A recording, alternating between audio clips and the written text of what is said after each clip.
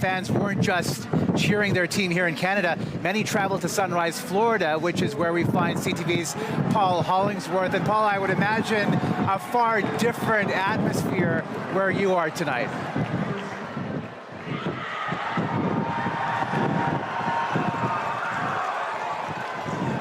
Absolutely, Omar. What a difference a few hours makes in a major way now. Go back 3 hours from now, we saw several thousand Edmonton fans basically storm the arena. They took over the fan zone outside of the arena. They were loud, they were large in numbers, they were fired up, they sensed something historic.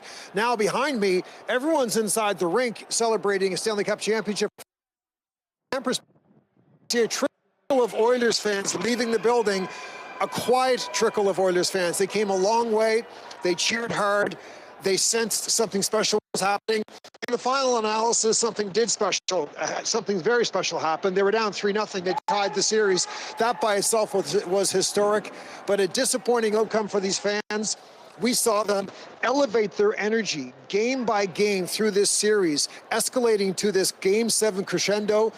It all sort of changes now. A disappointed fan base, strong in numbers, but very heartbroken as the series ends. And a lot of people, Omar, who traveled a long way to hopefully watch the Stanley Cup championship, leave this arena tonight disappointed and head back to Canada knowing that the drought continues because, as you mentioned off the top of the show, it's been 31 years since a Canadian team won the Stanley Cup. That string of losses for our country's teams continues after this loss.